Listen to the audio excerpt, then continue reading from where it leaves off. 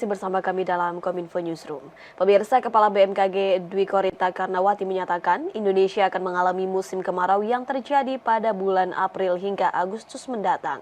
Perakiraan ini berdasarkan hasil pemantauan BMKG yang menunjukkan adanya fenomena Nina serta menuju netral pada periode Maret 2023.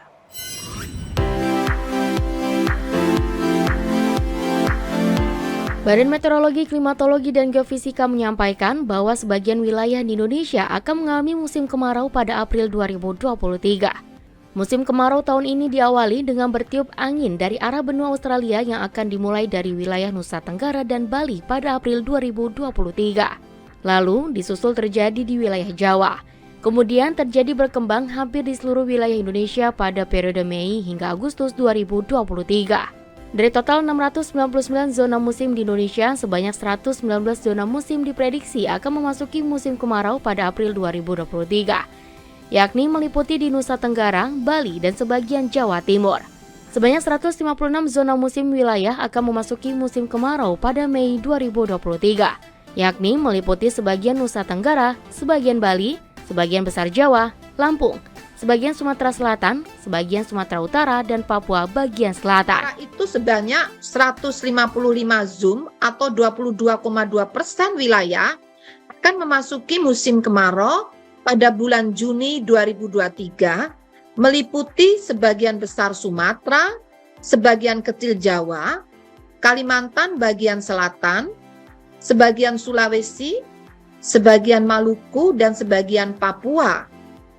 Sedangkan sejumlah 113 zoom atau zona musim atau 16% dari zona musim lainnya merupakan daerah yang memiliki musim hujan atau musim kemarau sepanjang tahun.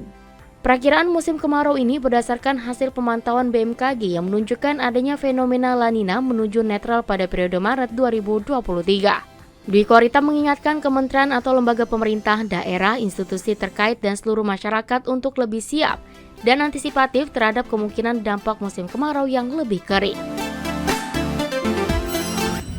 Sementara itu pemirsa, Deputi Bidang Sarana dan Prasarana Otorita Ibu Kota Negara Nusantara Sylvia Halim mengatakan strategi pembangunan IKN diawali dengan proses identifikasi potensi bencana terutama akibat perubahan iklim. Salah satunya parameternya tersebut adalah melalui penggunaan waterproofing. Deputi Bidang Sarana dan Prasarana Otorita IKN, Sylvia Halim menyebutkan, program pembangunan kawasan Ibu Kota Negara Nusantara terus berlangsung dan direncanakan berjalan sesuai target yang ditetapkan Presiden Joko Widodo untuk dapat melaksanakan upacara kemerdekaan pada 17 Agustus 2024 di Nusantara. Saya berbicara sebagai orang juga yang baru join gitu, melihat kegiatan yang sudah terjadi gitu ya di kawasan ini kan sangat impress sih gitu ya, sangat impress bahwa ternyata sudah sebegitu majunya gitu pembangunannya dan sangat sibuk sekali gitu ya. Itu bagus, itu tandanya, artinya kegiatan itu beneran bergerak dengan intensitas yang tinggi gitu. Terkait pembangunan bendungan, Sepaku juga terlihat sudah mencapai tahap akhir dan direncanakan akan selesai pada April 2023. Setelah itu persiapan infrastruktur air bersih selanjutnya akan dilakukan.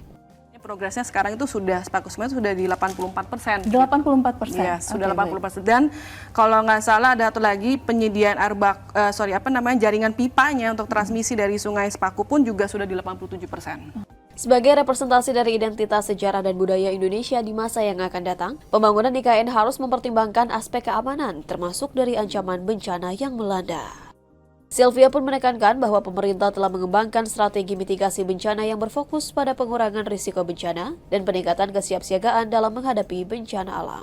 Ya, kalau kita bicara perubahan iklim, itu sebuah keniscayaan dan sebuah kewajiban kalau kita udah mau membangun sebuah kota gitu, membangun sebuah ruang gitu, karena memang itu sudah terjadi gitu kan ya. Jadi kita harus bisa antisipatif. Dalam hal ini salah satu parameter kita pada saat kita melakukan pembangunan adalah bagaimana itu menjadi kita istilahnya weatherproofing gitu ya. Jadi kita udah bikin infrastruktur yang resilient terhadap ancaman dari perubahan iklim tersebut gitu. Nah, contohnya untuk yang banjir itu bagaimana pada saat mencegah itu dari tahap desain pun ya, tadi seperti saya bilang kan kawasannya sudah terrainnya kan itu topografinya kan hilly ya gitu ya, berbukit gitu. Nah, jadi pembangunan kita tuh kita menyesuaikan dengan kawasan yang berhili itu. Instead of kita melakukan cut and fill terus diratakan gitu, enggak gitu ya. Itu justru akan menjadi sumber bencana gitu. Nanti airnya tidak bisa tertampung, terserap dengan baik gitu. Jadi kita ikutin konturnya itu sehingga kalau kita menemukan area yang rendah itu bisa menjadi embung.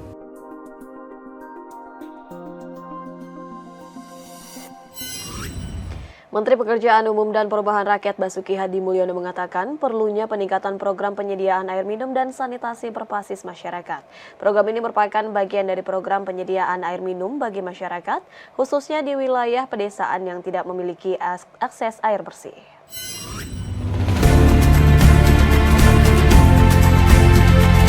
Menteri Basuki pada Kick-Off Pamsimas 2023 di Auditorium Kementerian PUPR Jakarta Selasa 7 Maret 2023 menyebutkan perlunya peningkatan pengelolaan Pamsimas di seluruh Indonesia. Hal tersebut disampaikan Menteri Basuki dikarenakan dari 37.000 unit Pamsimas yang ada di Indonesia. Sebanyak 1.400 unit Pamsimas saat ini dalam status evaluasi disebabkan tidak berfungsi.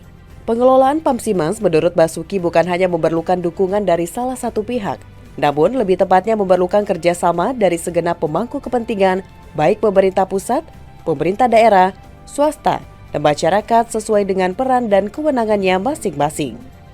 Dari total 37.000 unit Pamsimas yang ada di Indonesia, saat ini telah melayani sebanyak 25 juta jiwa dan berkontribusi dalam pemenuhan air minum di Indonesia mencapai angka 90%. Jadi saya pikir kita berkolaborasi. Bukan kami yang di depan, Bapak mendukung. Tapi Bapak yang di depan, kami akan berkolaborasi. Kadang-kadang pola pikir ini yang keliru menurut saya. Kami ditugasi oleh Bapak Ketua Komisi 5 ini untuk membuat program di daerah, membantu Bapak-Bapak, membantu rakyat. Kalau Bapak-Bapak nggak bersedia, cabut. Tapi enggak. Jadi bukan mendukung. Keliru itu. Oke? Jadi pola pikir kita harus berubah. Kita datang ke daerah untuk membangun daerah. Jadi mari kita bekerja bersama-sama untuk bisa membuat program ini bekerja dengan lebih baik. Kepala Perpustakaan Nasional Muhammad Syarif Bando mendorong masyarakat untuk memperkaya literasi digital perpustakaan. Syarif pun meminta Dinas Perpustakaan Daerah untuk melakukan penyamaan persepsi mengenai perpustakaan dan literasi, terutama paradigma perpustakaan baru tersebut.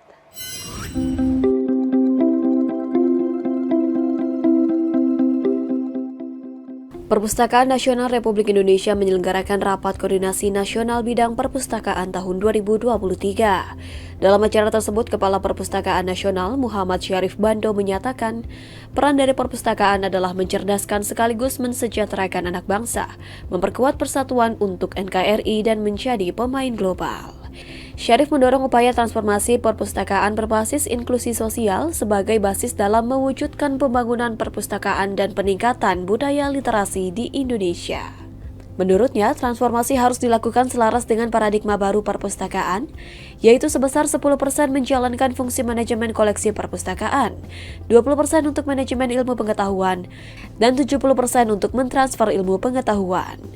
Syarif pun meminta kepada Dinas Perpustakaan Daerah untuk melakukan penyamaan persepsi tentang perpustakaan dan literasi terutama dengan adanya paradigma perpustakaan baru tersebut. Untuk membangun literasi, literasi juga apakah kita sudah sepaham? Ada yang bilang literasi itu tugasnya Dikbud. Begitu Dikbud sudah membagi rapor nilainya 10, ranking 1, ranking 2, ranking 3, selesai. Wah, tidak begitu. Literasi adalah milik semua kepala. Siapapun kepala di atas muka bumi ini perlu berliterasi.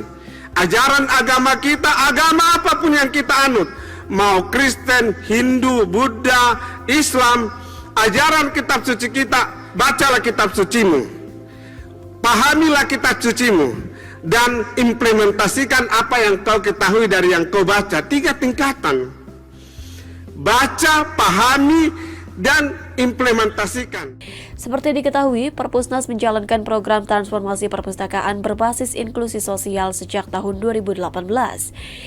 Program tersebut telah menjangkau 399 kabupaten kota, 3.985 desa kelurahan, dengan kurang lebih 2 juta anggota masyarakat yang mengikuti 85.776 kegiatan di perpustakaan. Pemirsa, tetaplah bersama kami dalam Kominfo Newsroom karena usai jeda kami akan kembali dengan informasi Indonesia optimis capai target pajak 2023. Tetaplah bersama kami.